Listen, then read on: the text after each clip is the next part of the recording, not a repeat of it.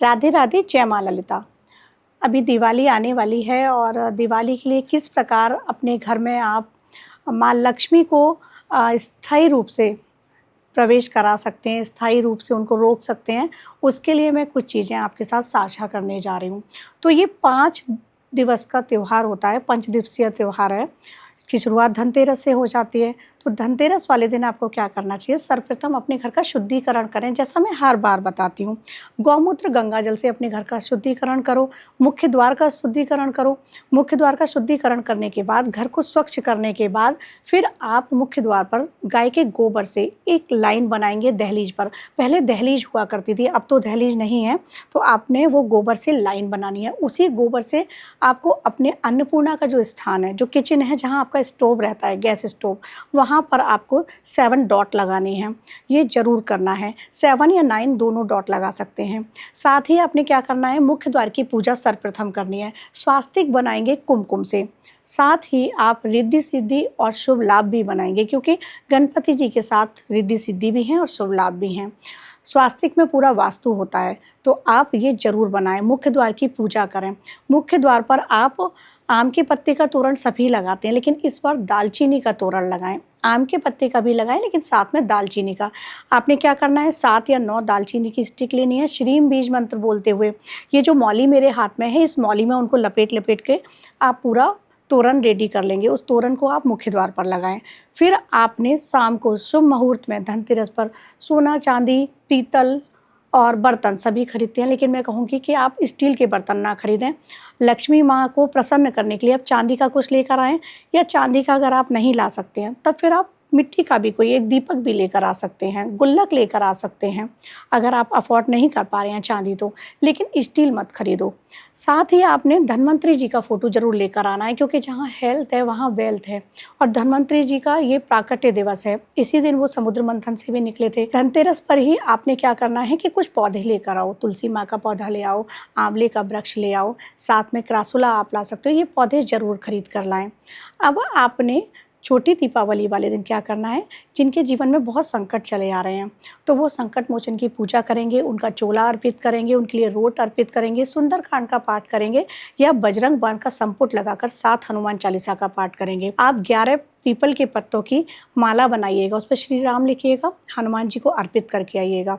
ऐसा करने से आपके जीवन में जो भी संकट आ रहे हैं वो दूर हो जाते हैं। हनुमान जी का एक पीपल के पत्ते पर सिंदूर लेकर आइएगा, और 7 पीपल के पत्ते लेकर उन पर वो आप श्रीम लिखेंगे और वो अपने मंदिर में रख देंगे। अगले दिन दीपावली पर भी वो चार्ज होते रहेंगे, और फिर दीपावली की पूजा के बाद उनको आप अपने लॉकर में रखेंगे। अब दीपावली वाले दिन सुबह आपको क्या करना है, अपने घर का वैसे ही शुद्धिकरण करना है, घर की एनर्जी को पॉजिटिव रखना है, कुल देवता कुल देवी का आपको ध्यान करना है। शाम को जब वृषभ लग्न में पूजा की जाती है प्रदोष काल में, उस टाइम वृषभ लग्न में आप माँ का पूजन करें, श्रीयंत्र का पूजन करें, श्रीयंत्र का विधिवत पूजन करें। और श्रीयंत्र के पूजन के समय आप ललिता सहस्त्रनाम या श्री सूक्तम से करें। ऋग्वेद की 15 ऋचाएँ और 16वां जो है वो फलश्रुति है। इस तरीके से ऋचाएँ हैं ये, और इनको ब्रह्मा जी ने, शिव जी ने, चिकलित नामक उनके जो पुत्र हैं, उन सब ने इनको लिखा है, सबकी एनर्जी है। सो ये बहुत पावरफुल है। आप श्री सूक्तम से कर सकते हैं, या फिर ललिता सहस्त्रनाम के साथ आप श्रीयंत्र का विधिवत पूजन करें। और मेरे जैसे जो साधक हैं उनको तो ये पता ही होगा। फिर हम सिंह लग्न में करते हैं इसकी पूजा, जो कि रात्रि में आता है, निशिता काल में, तो उसमें इसकी विधिवत पूजा की जाती है। तो श्रीयंत्र की जो एनर्जी है उसको अपने घर में चैनलाइज करो, विधिवत पूजा करो, कुमकुम अर्पित करना है, फिर उसको अपने घर में आपको रखना है। एवरी फ्राइडे आप उसका गन्ने के रस से अभिषेक कर सकते हैं। इस प्रकार से माँ लक्ष्मी की पूजा करें। अब पूजा में क्या क्या सामान होना चाहिए, आप माँ को जो नाग केसर होता है उसका एक फूल आता है, वो माँ को अर्पित करें। कमल का फूल अर्पित करें। आप श्री सूक्तम से, बिल वृक्ष होता है उसकी जो लकड़ी होती हैं उनसे आप हवन करें, क्योंकि वो धन प्रदायक है। और श्री सूक्तम के आप 16 जो पाठ करेंगे श्री सूक्तम से, फिर उसमें आप घी में कमल गट्टे को रखेंगे और उसकी आहुति देंगे। ऐसा करने से माँ लक्ष्मी की आप पर कृपा बनती है। पूजा के समय आप श्रीम बीज मंत्र का जाप कर सकते हैं। ललिता सहस्त्रनाम या श्री सूक्तम जो लोग नहीं पढ़ सकते हैं, जिनकी संस्कृत अच्छी नहीं है, हैं, तब फिर वो वाईटी पर प्ले कर दें और उसके बाद पूजन करें। उस दिन मैं ये कहूँगी कि कुछ लोग जो दूसरों के घरों में मिठाई देते हैं, गिफ्ट देते हैं, वो तो आप दें ही, लेकिन जाकर किसी गरीब के घर में एक दिया ज़रूर जलाएँ। और दिया जलाने का मतलब है कि जो भी आप कर सकते हैं, जो आपकी सामर्थ्य में है, उतना आप जाकर किसी गरीब कन्या को आप उसको वस्त्र दिला दो, गरीब स्त्री को साड़ी दिला दो, उनके घर में आप बच्चों को पटाखे दिला दो। जो भी कर सकते हो वो ज़रूर करो, क्योंकि ऐसा करने से भी माँ खुश होंगी कि आप किसी के चेहरे पर मुस्कान ला रहे हैं, और ये काम ज़रूर करें। हम अपने बजट में से इतना तो कर ही सकते हैं, जितना हमारा बजट है उसमें से 500 रुपये, 200 रुपये अपने पॉकेट के हिसाब से आप निकाल ही सकते हैं। तो गरीब लोगों के लिए ज़रूर करें। गरीब लोगों के लिए ये उपाय बता रही हूँ कि गरीब जो महिला होती हैं उनके लिए आप साड़ी और साथ में सुहाग का सामान ये आप उनको दे सकते हैं उपहार स्वरूप। तो माँ लक्ष्मी प्रसन्न होती हैं। विष्णु मंदिर में जाके आप माँ लक्ष्मी की पूजा अर्चना करें और माँ लक्ष्मी को आप लाल वस्त्र भेंट कर सकते हैं। साड़ी हो सकती है या चुन्नी भी हो सकती है, ऐसा करके आएँ। आप माँ को प्रसन्न करने के लिए अपने घर की स्त्रियों को, और घर ही क्यों, बाहर की स्त्रियों को भी सम्मान दें। बेटी, बहू, बहन, जो भी रूप में स्त्रियां, उनको सम्मान दें। माँ लक्ष्मी के अष्ट रूप हैं, अष्ट लक्ष्मी।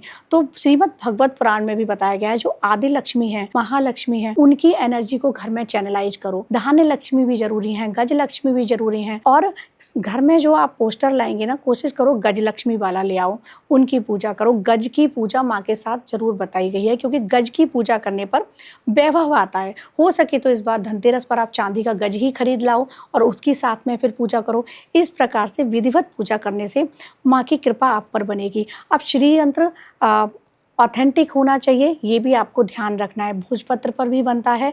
अब जिन लोगों को, जिनके पास श्री यंत्र नहीं है या जिनको ये ज्ञान नहीं है कि श्री यंत्र को कैसे आपको चैनलाइज करनी है, उसकी एनर्जी कैसे उसको चार्ज करना है, तो आप मेरे से कांटेक्ट कर सकते हैं। यूट्यूब पर मेरा नंबर दिया गया है, आप उससे मेरे से कांटेक्ट कर सकते हैं। श्री यंत्र को, चार्ज किए हुए श्री यंत्र को जब आप विधिवत पूजा करेंगे ललिता सहस्त्रनाम के साथ, तो आप खुद भी देखेंगे कि आपके जीवन में कितने सकारात्मक परिवर्तन आ रहे हैं। माँ लक्ष्मी की एनर्जी तो है ही, लेकिन उसमें शिव शक्ति का निवास है।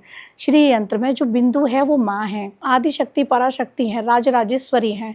तो जिनको भी ज्ञान नहीं है, श्री विद्या साधक होने के नाते मैं आपसे ये बात कह रही हूँ कि जिनको ज्ञान नहीं है वो मेरे से पूछ सकते हैं कि कैसे हमको श्री यंत्र की पूजा करनी है, इस दिवाली कैसे श्री यंत्र को जागृत करना है। और कुछ श्री यंत्र मैं भी जागृत कर रही हूँ, तो अगर किसी को चाहिए तो वो भी मुझसे कांटेक्ट कर सकते हैं। तो माँ लक्ष्मी की एनर्जी को पूरे साल बनाए रखने के लिए आप ये सारी पूजा करो। एकाक्षी नारियल का एक प्रयोग बताती हूँ। एकाक्षी नारियल लेकर आइएगा और उसको लाल कपड़े में लपेटकर अपने मंदिर में ईशान कोण में रख दीजिएगा। दिवाली पर उसका पूजन कीजिएगा विधिवत, और फिर उसको पूरी साल आप माँ लक्ष्मी के स्वरूप में पूजा कीजिएगा। ऐसा करने से आपके घर में माँ लक्ष्मी की जो विशेष कृपा बनेगी वो भी आप देखेंगे। सो ये सारी चीज़ें मैंने आपको बताई हैं डिटेल में। माँ लक्ष्मी का पूजन कैसे करें, कैसे माँ लक्ष्मी की एनर्जी को चैनलाइज करना है, कैसे आपको माँ लक्ष्मी को स्थायी निवास कराना है, तो वो सारी चीज़ों के लिए आप मुझसे कॉन्टैक्ट कर सकते हैं, अपना अपॉइंटमेंट बुक कर सकते हैं। मेरा नंबर दिया है, यूट्यूब पर है, आप वहाँ से नंबर ले सकते हैं और मैं आपको गाइड कर दूंगी। और अभी जल्दी ही श्री सूक्तम साधना शुरू करने जा रही हूँ मैं, तो आप उससे भी जुड़ सकते हैं कि कैसे श्री विद्या के द्वारा, कैसे श्री सूक्तम के द्वारा, कैसे ललिता सहस्त्रनाम के द्वारा आप श्री यंत्र को जागृत कर सकते हैं। सो सभी के लिए राधे राधे, जय माँ ललिता। और ये दिवाली आप सबके जीवन में सुख, समृद्धि, संपन्नता, आरोग्यता लेकर आए। मैं चाहूँगी जो भी मेरे फॉलोअर्स हैं, जो भी मेरी फैमिली है, YouTube family, Facebook family, Insta family, सबके लिए ये दिवाली बहुत ही सुख, समृद्धि, शांति लेकर आए। और इस दिवाली एक चीज़ और कहना चाहती हूँ सबसे कि